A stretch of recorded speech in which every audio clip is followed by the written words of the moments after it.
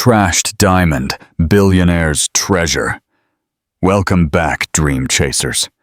How does a woman who sacrificed her soul for her husband's dream react when he discards her like a forgotten accessory? For 10 years, Amelia Grant poured her life into Adrian Vance's ambition, only for him to tell her she no longer fit the canvas he wanted to paint.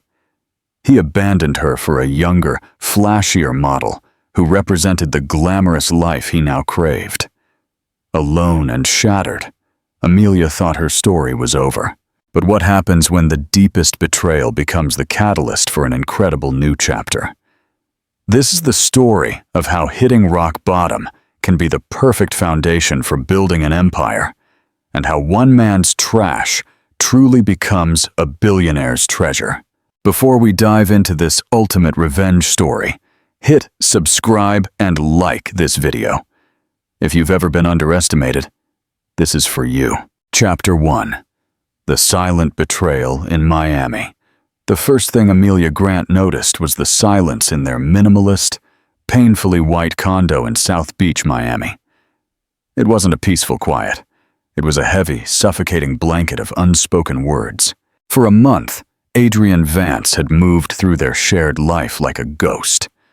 The laughter that once echoed across the polished micro-cement floors had been replaced by the sterile hum of the refrigerator and the distant sounds of the city.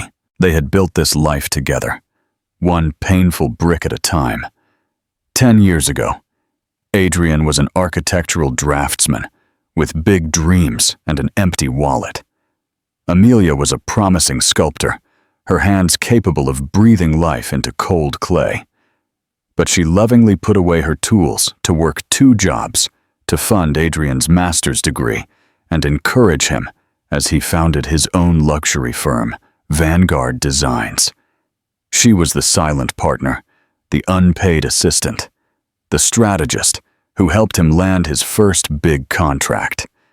His success was their success, or so she believed. That night, the silence finally broke. Adrian stood by the floor-to-ceiling window, not looking at the city lights below, but at his own reflection. He wore a custom Italian suit she didn't recognize, ridiculously expensive. "Amelia, we need to talk," he said, his voice as cold and distant as the glass he faced. Her heart, which had been nervously fluttering, dropped into the pit of her stomach. "Okay," she whispered, her hands clinging to the marble countertop edge. He turned, and for the first time in weeks, looked directly at her. But the warmth she knew had vanished. His eyes, once full of shared dreams, were now clinical, assessing. "This isn't working anymore," he stated, not with sadness, but with the finality of a business decision. "I've changed. My life has changed." "Our life has changed, Adrian," she corrected softly, a desperate plea in her tone. "We worked so hard for this." A flicker of annoyance crossed his face. "No, I worked for this. Amelia, you're comfortable. You're familiar, but I'm not the man I was. I move in circles now where image is everything. I need someone who fits that image, someone who complements the vision." The words were like small, sharp daggers. "Complements the vision? I helped you create the vision. What are you saying?" Finally, he had the decency to look away, his gaze landing on a small, worn clay bird she had sculpted years ago. The only piece of her former life she insisted on keeping on the mantel. He always said he loved it. Now, he looked at it with disdain. "I've met someone," he said, the 3 words landing with the force of a physical blow. "Her name is Valerie. She's a model. She understands the world I'm in now. The galas, the networking, the pressure." Amelia felt the air leave her lungs. Valerie. She had seen photos of them in online social columns, captioned, "Architect Adrian Vance and friend." Amelia had forced herself to believe his excuses, that it was just networking, that photographers were intrusive. Now, the deliberate cruelty of it all burned her. "A model?" she repeated, the word tasting like ash. "So that's it. 10 years of marriage, of building you up from nothing, and you're trading it for a pretty accessory. It's more than that, and it's insulting for you to simplify it, he retorted, his guilt manifesting as anger.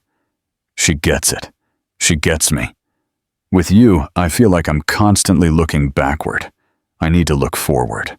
He walked to their bedroom and returned with a sleek leather suitcase she had gifted him for their last anniversary. It was already packed. He had planned it. The coldness, the distance of the past month, it had all been a calculated withdrawal. All legal documents will be sent to you by my lawyer, he said, adjusting his tie. I've made sure you'll be comfortable. The condo is yours. I will be more than fair. He was treating their divorce like a severance package. Amelia felt a wave of nausea. Fair? You think money makes this fair? Adrian, look at me. We promised forever. People change, Amelia. He put his hand on the doorknob. He paused and looked at her, his expression a mixture of pity and impatience. I'm sorry it has to be this way. I truly hope you find happiness. The empty phrase was more insulting than the betrayal itself. He opened the door, and the sterile silence of the hallway flooded in. Before he left, he offered one last piece of advice, a final, devastating blow. My advice? Start thinking about your own future. You can't live in my shadow forever. And then he was gone. The door clicked, and the heavy silence returned. Only this time, it was filled with the deafening noise of her world collapsing. Audience check. Who is the true villain here? Adrian for his betrayal, or Amelia for sacrificing her own dreams? Comment below. Chapter 2. Rock Bottom and the Reclamation. The following days were a gray fog. Amelia moved through the condo like a ghost in a life that was no longer hers. Every object screamed Adrian's name. The espresso machine he had to have. The ridiculously uncomfortable sofa he chose because it was featured in a design magazine. The framed blueprints of his award-winning skyscraper hanging on the wall. A project whose initial concept she had helped devise on a napkin in a cheap coffee shop years ago. Her friends rallied around her. Her best friend Carmen, a fiery redhead with a no-nonsense attitude, came armed with 2 bottles of high-end wine and a plan to burn all of Adrian's remaining possessions. They spent one night packing up his books, his clothes, the ridiculously large collection of pretentious architectural awards into boxes, labeling them ego and snake shedding. It drew a temporary smile from Amelia, but when Carmen left, the emptiness returned, larger and more cavernous than before. The real torture, however, came from the digital world. Adrian and Valerie were not discreet. Their new life was broadcast in high definition across every social media platform. There they were, clinking champagne glasses on a yacht in Ibiza. There was Valerie, draped over Adrian at a red carpet event, her dress valued at more than Amelia's car. The model's Instagram was a curated diary of their perfect romance. Each post was a meticulously crafted knife twisting in Amelia's wound. The captions were the worst. With my visionary man, so blessed to have a partner who inspires me every day. Amelia knew she should stop looking, block them, delete the apps. But it was like touching a sore tooth. The pain was confirmation that this was real, that her past life hadn't been a dream.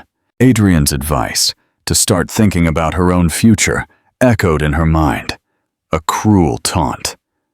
What future? She had poured her entire being into his. She hadn't sculpted in years.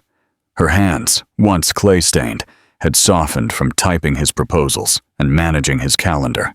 One rainy Tuesday, a messenger delivered a large, sleek black box. Inside, nestled in satin, was the small, worn clay bird, the one from the mantel. There was no note, just the object. A clear message. I don't even want this reminder of you. That was the turning point. The final calculated rejection of the last piece of her that had lingered in his life. Holding the little bird in her hand, a sob tore from her, a raw, ragged sound of absolute desolation. She sank to the floor, the boxes labeled ego surrounding her like headstones. She wasn't just heartbroken. She was empty. He hadn't just taken her future. He had stolen her past, reframing their 10 years together as a mere stepping stone to his ascent. After hours of crying, something inside her shifted. The pain was still there, a massive, unmovable weight. But a small spark of rage flickered beside it. Who was Adrian Vance to decide her worth? Who was he to erase her? She stood up, her legs shaking, and walked to a closet she hadn't opened in years. Behind old coats and forgotten luggage was a large, dust-covered trunk. She opened it with an effort. Inside, wrapped in old fabric, were her sculpting tools, bags of hardened clay, and half-finished projects from a past life. Her trembling fingers traced the cool metal of a wire tool. She remembered the feel of the clay beneath her hands, the way it yielded, the way it could be molded from a formless lump into something with meaning and beauty. She wasn't a footnote. She was a creator. He had taken the blueprint for her life, but she still knew how to build. That night, for the first time in nearly a decade, Amelia didn't sleep. She worked. She grabbed a block of clay, and with tears still carving paths down her dusty cheeks, she began to sculpt. She didn't know what she was making. She just let the rage, the pain, and the grief guide her hands. She was no longer just his ex-wife. She was Amelia Grant again, and she was reclaiming herself, one handful of clay at a time. Chapter 3. The Malasana Treasure. The following months were a slow, arduous process of reconstruction. Amelia sold the sterile white condo. It was too filled with ghosts, and the profits gave her the freedom not to worry about money for a while. She found a small, light-filled studio in an older, artsier part of the city, Wynwood, Miami, with high ceilings and brick walls that were forgiving of dust and mess. She spent her days covered in clay, rediscovering the muscles in her hands and the creative fire in her soul. Her work was different now. The soft, whimsical birds and figures of her youth were gone. In their place were powerful abstract forms, sculptures that twisted and reached, some looking like they were collapsing under their own weight, others soaring with defiant energy. They were a physical manifestation of her emotional landscape, breakage, resilience, and the slow, painful process of healing. Carmen, always her champion, was amazed. "Amelia, these are incredible," she said, walking carefully around a large, complex piece that resembled a fractured heart held together by impossibly thin strands. "They're so raw. You have to show them." Amelia simply shook her head. "They're not for anyone else. They're just for me." She was terrified of exposing herself, of being judged, and feeling deficient again. Carmen, however, was persistent. She owned a small, quirky bookstore cafe in a trendy arts district called the Coffee and Canvas Corner. "Just one piece, Amelia. My window display is empty right now. It gets amazing foot traffic. No pressure, no gallery opening, no critics. Just one sculpture in a window. Let it breathe a little." After a week of gentle prodding, Amelia caved. She chose a piece she had recently finished. It was the bust of a woman's head, but it was split down the middle. One side was smooth and serene. The other, a chaotic, textured tangle of forms that looked like they were breaking apart. Yet, from the center of the chaos, a single delicate hand emerged, reaching toward the light. She called it fractured, not broken.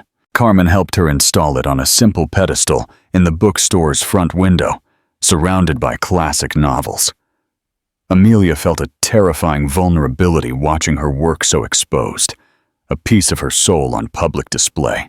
She avoided the street completely for the first few days.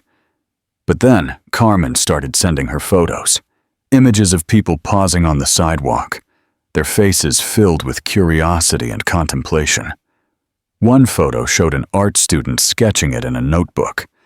A text message read, "Some guy in a ridiculously sharp suit stood here staring at it for 10 whole minutes."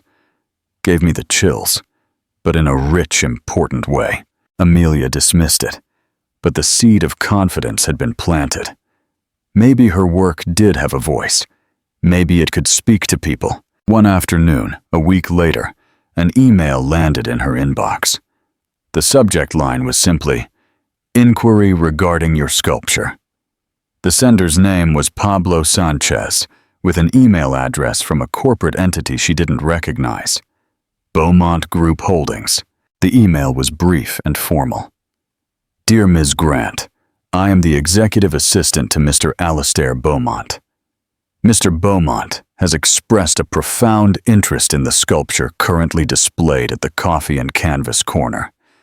He would like to discuss the possibility of acquiring it and speak with you about your portfolio.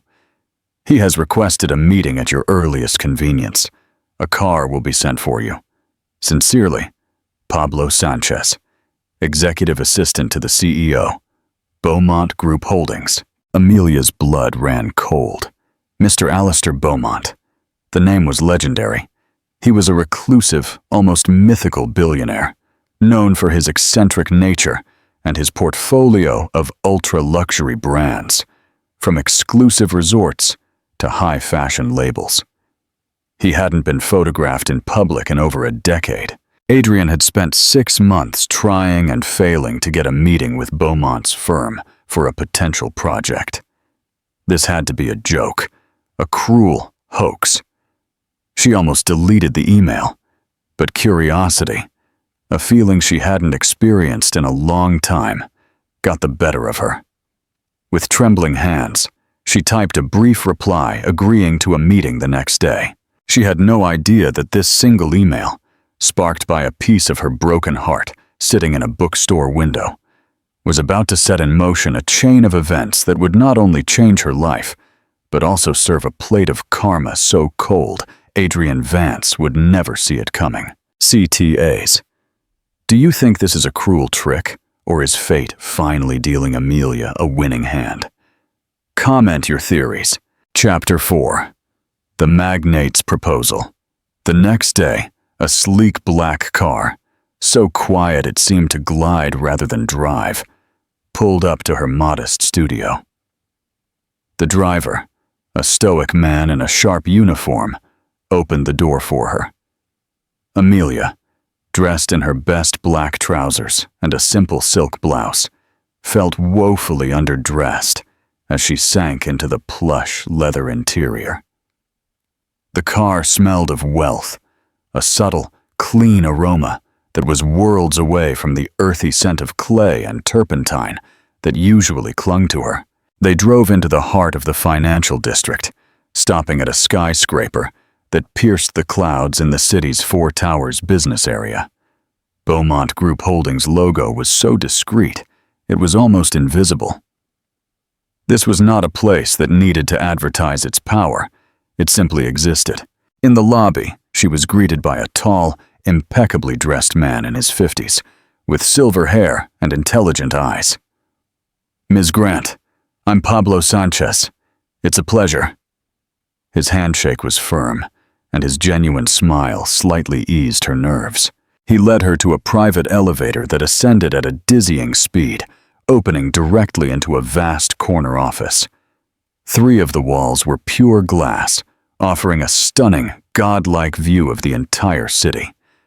The 4th wall was a library of antique-looking books. The only furniture was a massive, modern desk made of a single piece of polished oak and 2 simple chairs. And seated behind the desk, not looking at her, but at the city below, was Mr. Alastair Beaumont.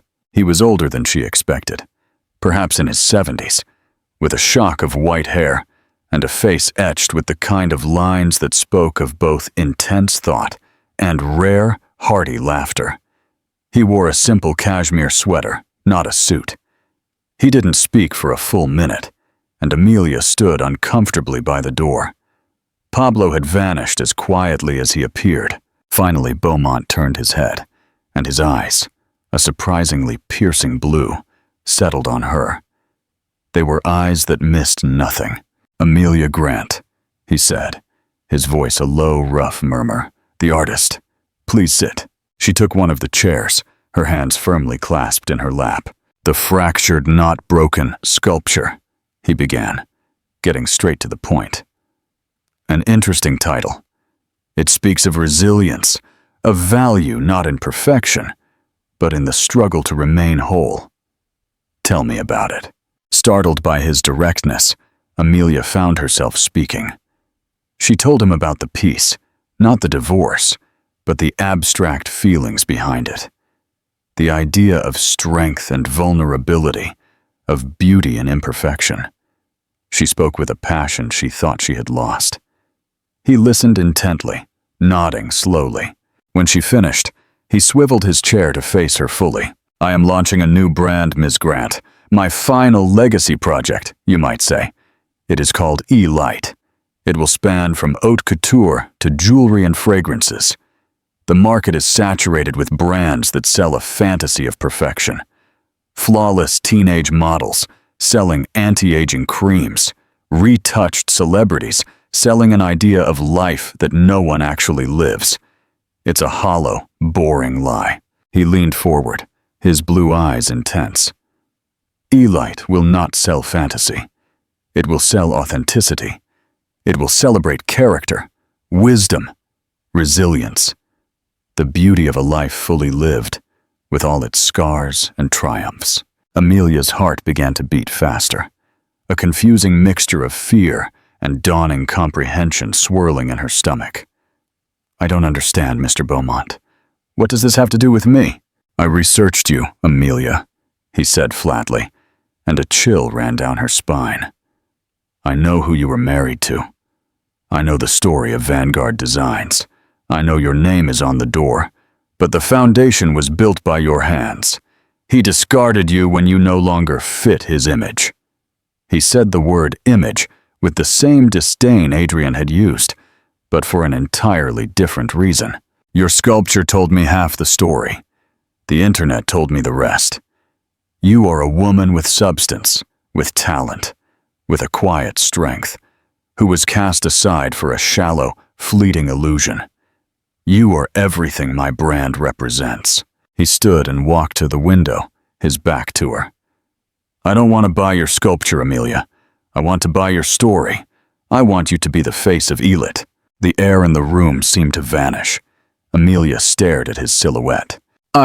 She finally choked out. "Mr. Beaumont, I'm not a model. I'm nearly 40. I have lines, and I wouldn't know where to start." "Good," he interrupted, turning to face her. "I'm not looking for a model. I'm looking for a woman. The world is tired of being sold an impossible standard. They are hungry for something real. Your lines are a testament to joy. Your story is a testament to survival.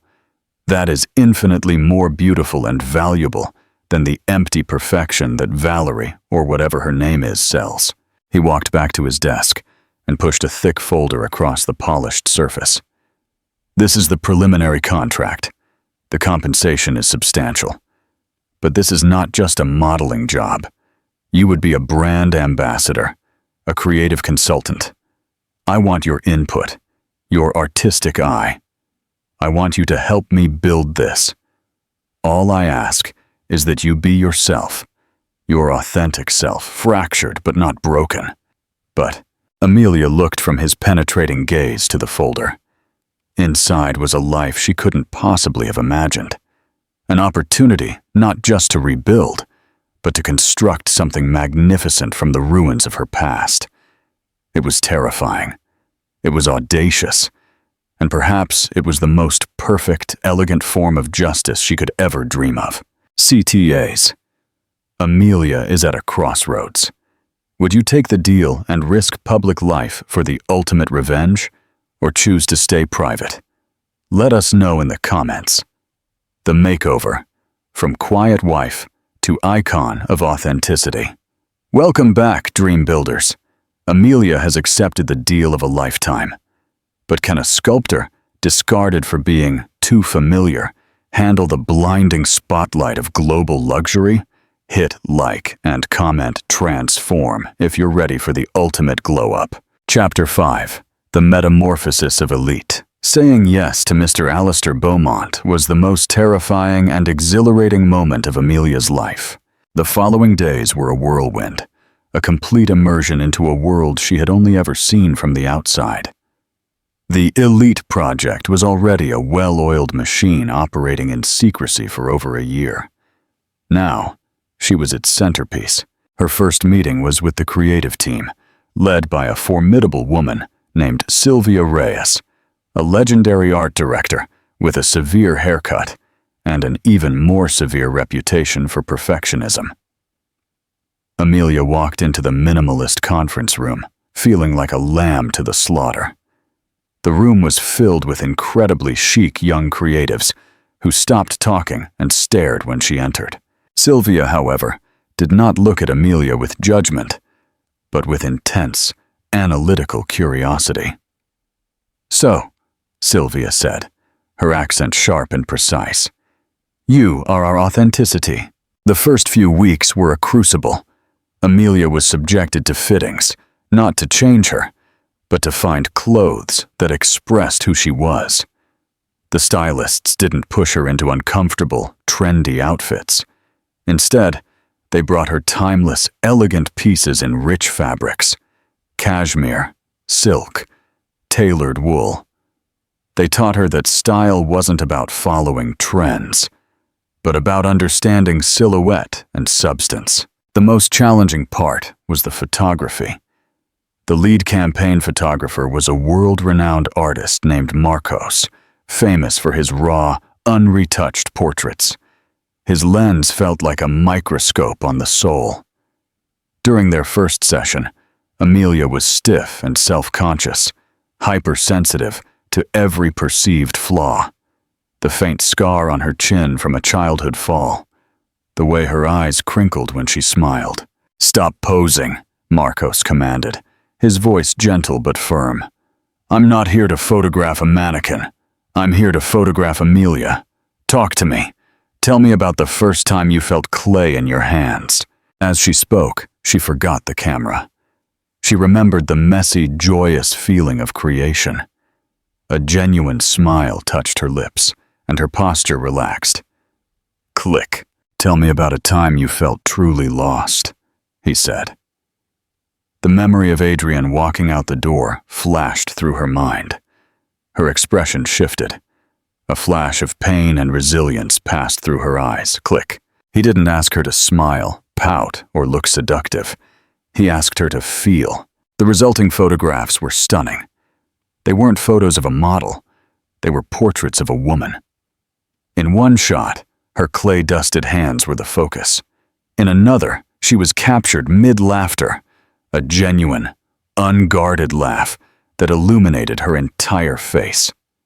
In the most powerful one, she simply looked at the camera, her gaze steady and clear, her expression conveying a quiet strength that was more compelling than any conventional beauty. Throughout the process, Mr. Alistair Beaumont was a distant but constant presence. He reviewed campaign materials, providing brief, insightful notes. He met with Amelia once a week. They didn't discuss marketing strategies, but art, literature, and life.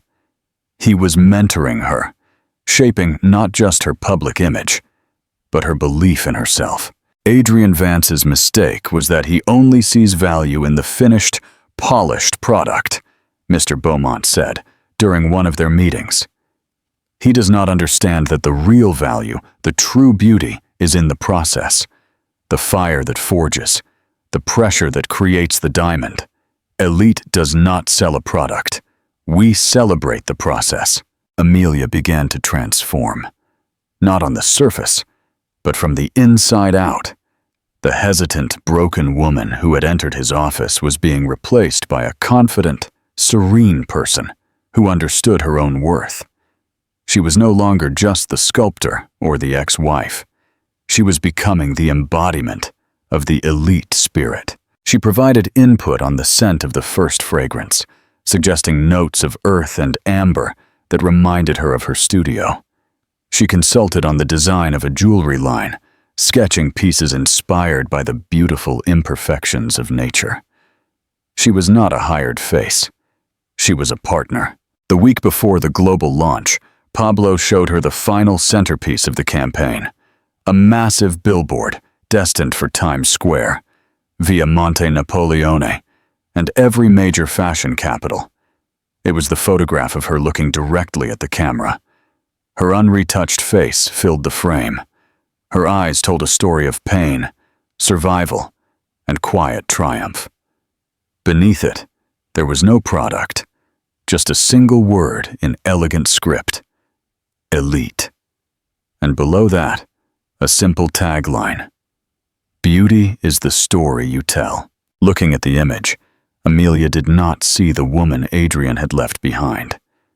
She saw herself, whole and powerful. The campaign was ready. The world had no idea what was coming, and Adrian Vance was about to learn the price of mistaking a diamond for trash.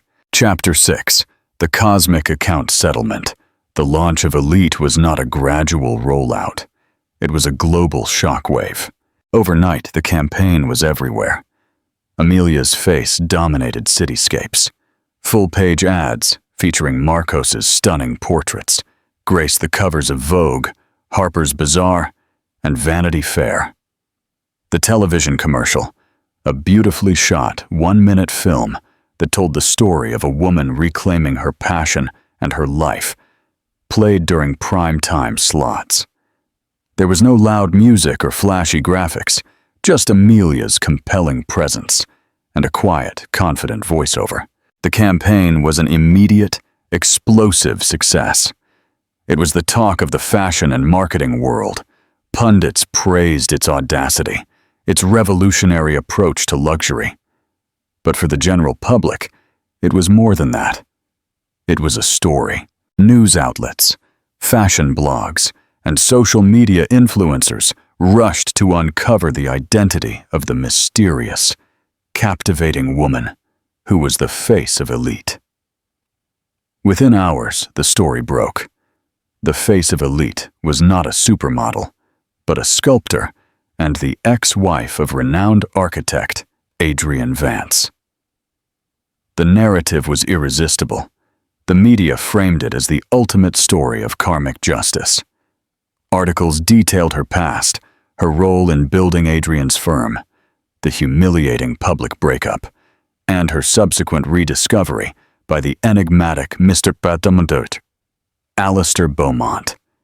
She was instantly cast as a hero, a symbol of resilience for anyone who had ever been underestimated or discarded. Amelia Grant and Elite became the top trending topics worldwide. For Adrian and Valerie, the day started like any other. They woke up in their luxurious penthouse, their world still revolving around their own perceived importance. Adrian was preparing for a crucial presentation, hoping to land a career-defining contract with an international investor group. Valerie was scrolling through her phone, annoyed that a new campaign was cluttering her social media feed. "Ugh! Have you seen this Elite campaign? It's everywhere," Valerie complained, without looking up from her screen. "Some old lady is the face. How bizarre." Adrian, adjusting his tie in the mirror, grunted non-committally. "Beaumont's new brand. He's an eccentric. Probably a desperate attempt to look authentic." It was his assistant who broke the news. She called Adrian, her voice frantic. "Sir, have you seen the news? You need to look at the Elite campaign. It's Amelia." Adrian's blood froze. He snatched Valerie's phone and stared. There on the screen was his ex-wife.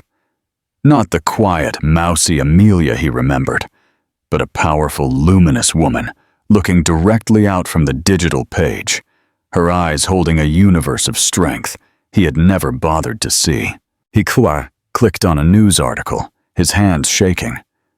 The headline screamed, "From heartbreak to billboards, the incredible story of Amelia Grant."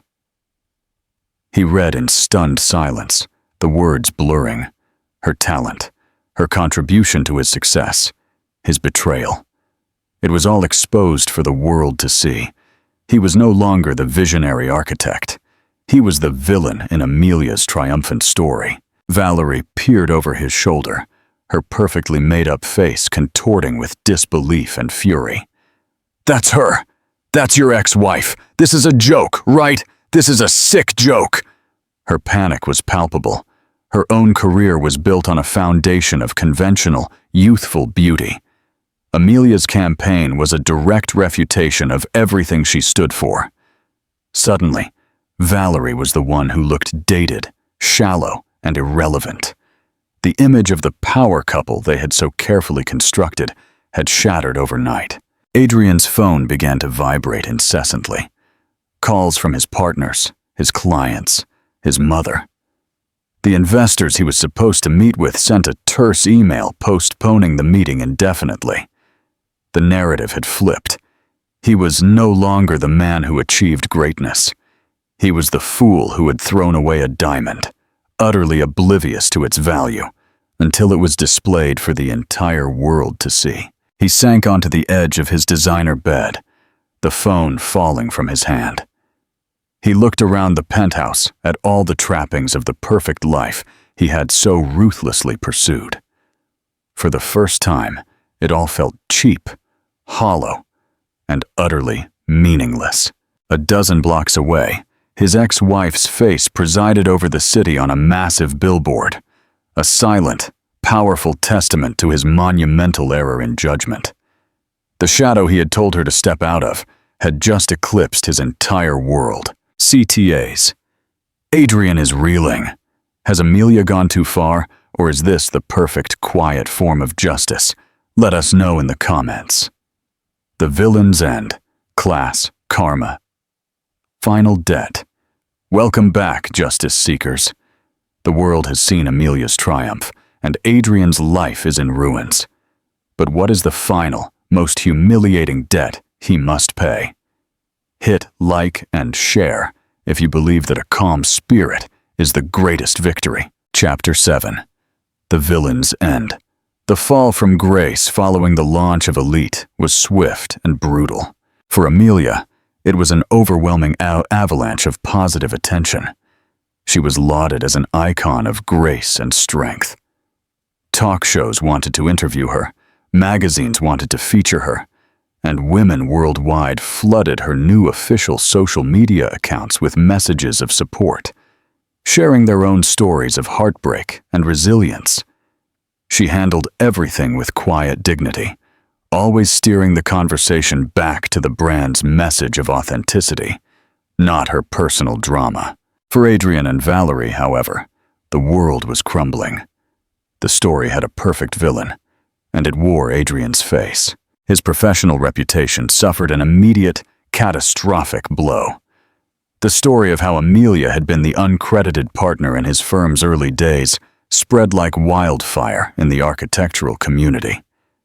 Whispers that were once dismissed as rumors were now treated as fact. Was he truly the genius he claimed to be, or just a charismatic frontman who had discarded his creative anchor?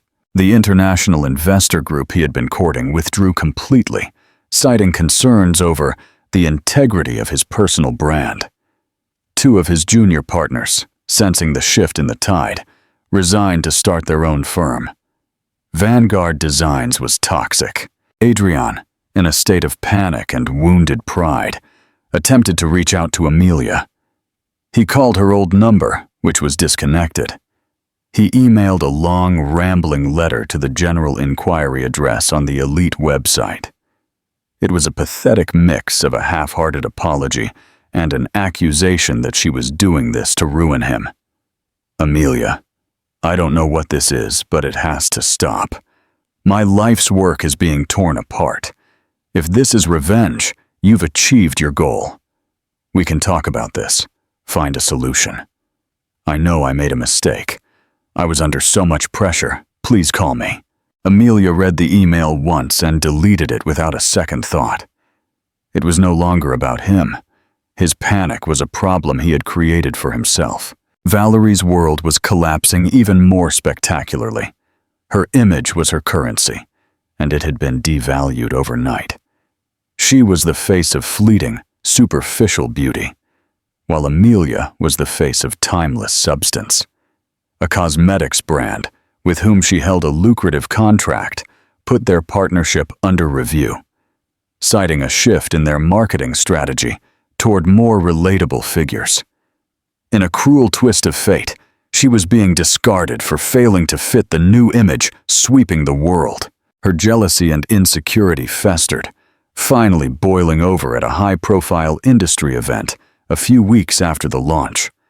It was a benefit gala attended by both her and Amelia, who was attending as the new face of Elite.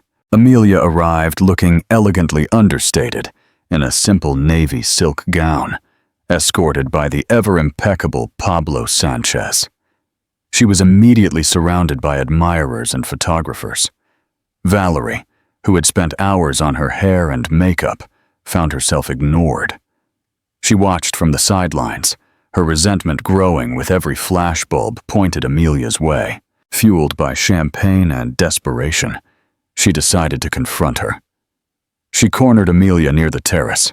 "You must be so proud of yourself," Valerie sneered, her voice dripping venom.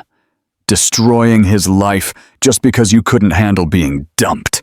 Amelia looked at her, not with anger, but with a quiet, almost compassionate expression.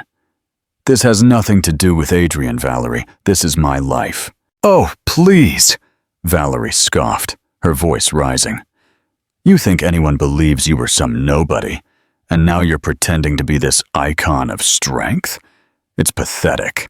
You're just a bitter old hag who got lucky." A small crowd, including several reporters, had begun to notice the confrontation. Pablo took a protective step forward, but Amelia subtly raised a hand to stop him. She would handle this. "You're right about one thing," Amelia said, her voice even and clear. "I was a nobody. I made myself so small for so long that I almost disappeared. But do you see the difference between us, Valerie? My value isn't based on what a man thinks of me or how I look on camera. My value comes from what I can create, from what I have overcome. You built your career on an image. I am building my life on a foundation." Valerie was momentarily speechless, her attack completely deflated against Amelia's unwavering calm. Amelia continued, her voice softening slightly. "For what it's worth, I hope you find your own foundation someday. It's much more reliable than the spotlight." With that, Amelia turned and walked away, leaving Valerie standing exposed and humiliated under the watchful eyes of the crowd. The next day, the headlines were not about a catfight. They were about Amelia's class and Valerie's public meltdown. Valerie had not just lost the confrontation. She had proven Amelia's entire point for her. She was the illusion, and Amelia was the reality. Chapter 8. The Cosmic Debt Paid. The official launch gala for Elite was the most anticipated event of the year. It was held in a specially constructed glass and light pavilion at the Miami Botanical Gardens.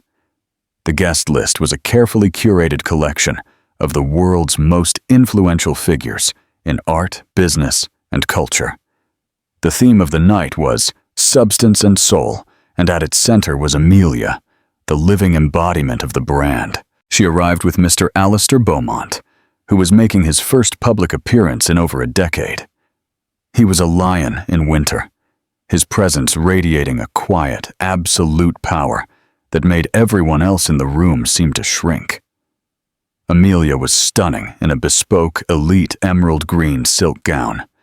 She moved through the crowd, not as an ex-wife or a model, but as a queen in her own court, greeting artists and CEOs with a confidence that was now second nature. Unbeknownst to her, Adrian had managed to secure an invitation. He had used every remaining favor he had, desperate for a final, face-to-face confrontation. He looked gaunt, a shadow of the shrewd, confident man who had abandoned her months ago. His firm was on the brink of collapse, and his relationship with Valerie had imploded in a storm of bitter, resentful accusations. He watched Amelia from across the room, a whirlpool of regret, anger, and disbelief churning inside him. She was a stranger to him now, serene, powerful, and utterly out of his reach. He waited for a moment when she was momentarily alone, looking at an exhibition of the elite jewelry line. He approached her cautiously, his heart pounding. "Amelia," he said, his voice rough. She turned, her expression unreadable. She was not surprised to see him. In a way, she had expected him. "Adrian," she acknowledged, her tone polite but distant. "You look incredible," he stammered. "Listen, we need to talk. What you're doing, this whole campaign, it's based on a lie. You're making me look like a monster." Amelia raised an eyebrow. "Am I? I have never once mentioned your name in public. I have only told my own story. If the world sees you as a monster in the reflection of my success, perhaps that is a conversation you should have with your mirror, not with me." Desperation clawed at him. "It was a mistake. I know that now. I was a fool. I miss you, Amelia. I miss what we had." "No, you don't," she said, her voice firm, devoid of the pity he craved. "You miss the idea of me. You miss the woman who held up your ego and put your dreams before her own. That woman no longer exists. In fact, I'm grateful to you for that. You set me free." Just then, Mr. Alistair Beaumont approached, placing a paternal hand on Amelia's shoulder. He looked at Adrian, and his sharp blue eyes held a glimmer of something ancient and cold. "Mr. Vance," he said, his voice a low murmur. "I am surprised you have the audacity to show your face here." Adrian bristled. "This is between my ex-wife and me. I suggest you stay out of it." "I am afraid you are mistaken," Beaumont countered softly. "This is where it ends. But it began a long, long time ago. 15 years ago, to be exact." Adrian looked confused, but a flicker of long-buried memory seemed to stir in his eyes. Beaumont continued, his voice ringing through the sudden silence that had fallen around them, as nearby guests paused to listen. "You were a junior architect at a large firm. You were assigned to a small residential project, a guest house for a private estate. The lead designer on that project was a young visionary. He developed an innovative concept for cantilevered structures that would become your signature. You were his assistant. That young designer had to take a sudden leave for a family emergency," Beaumont said, his voice like ice. "When he returned, he discovered that you had presented his core designs, his foundational concepts, as your own to the firm partners. You received the promotion. You used that stolen foundation to launch your own firm, Vanguard Designs. You buried him." Amelia looked from Mr. Beaumont to Adrian, whose face was now a mask of pure horror. "The name of that young architect," Mr. Beaumont said, delivering the final, devastating blow, "was Alistair Beaumont, Jr., my son. He was so disillusioned by the betrayal that he left the profession entirely. He is now a happy history professor, but you stole his dream." The crowd around them was silent, hanging on every word. "So you see, Mr. Vance," Beaumont concluded, "when I read how you discarded another brilliant founding partner in your life, I saw a pattern. I believe in karma, and I believe in giving deserving people the platform that was stolen from them. Elevating Amelia was not just good business. It was a cosmic debt finally being paid." He discreetly motioned to 2 security guards who had materialized nearby. "I believe you were leaving." Adrian was utterly shattered, exposed as a lifetime fraud. Without saying another word, he turned and stumbled through the crowd, the whispers and gazes following him like a shroud. His ruin was now complete, public, and absolute. This was never just a breakup. This was a lifetime of taking credit and discarding souls. And Hizil had finally arrived. Conclusion: the unbreakable foundation. With Adrian's humiliating exit, a palpable sense of justice settled over the gala. Mr. Beaumont ascended the stage, not to recount the drama, but to speak about the future. He officially announced that Amelia would not only remain the continuing face of Elite, but would also assume the role of creative director for his new philanthropic arm, the Elite Foundation for the Arts, dedicated to supporting emerging artists who have been overlooked or underestimated. Amelia then gave a brief, powerful speech. She spoke not of betrayal, but of transformation. We are all, in some way, a collection of our fractures and our repairs, she told the captivated audience. True beauty, true substance, is not about having a flawless surface. It is about the strength of the core, the courage to rebuild, and the grace to reach for the light, even from the darkest places. Elite is not just a brand, it is a celebration of that journey. The applause was thunderous. The night was a triumph, solidifying Elite not just as a luxury brand, but as a cultural movement. In the year that followed, Amelia flourished in her new role. She traveled the world, discovering and mentoring new talent. Her sculptor's eye was uniquely suited to seeing the potential in the rough and unformed. She found immense joy and purpose in giving others the chance that had been granted to her. Her own art flourished too. Her new sculptures, imbued with a sense of peace and ascending strength, were sought after by collectors and museums worldwide. She never spoke of Adrian again. He had been a chapter, not her entire story. The epilogue for Adrian and Valerie was grim. Vanguard Designs collapsed under the weight of scandal and client defection. Adrian was forced to declare bankruptcy, his name a permanent stain on the architectural world. Valerie, her modeling career over, faded into obscurity, another casualty of a world constantly looking for the next new thing. Their relationship, built on the shifting sands of image and opportunism, had not survived the first tremor of adversity. One crisp autumn afternoon, Amelia was walking through a park in Barcelona when she saw a young woman sitting on a bench crying. She looked utterly broken. Amelia paused, then sat down at the other end of the bench. She didn't say anything, simply pulled out a small sketchbook and began to draw the pattern of the leaves on the ground. After a few minutes, the young woman's sobbing subsided. She looked at Amelia. "I'm sorry," she sniffled. "You have nothing to be sorry for," Amelia said kindly, without looking up from her sketch. "It's just a bad day. The sun will rise tomorrow." The young woman recognized her. You're Amelia Grant."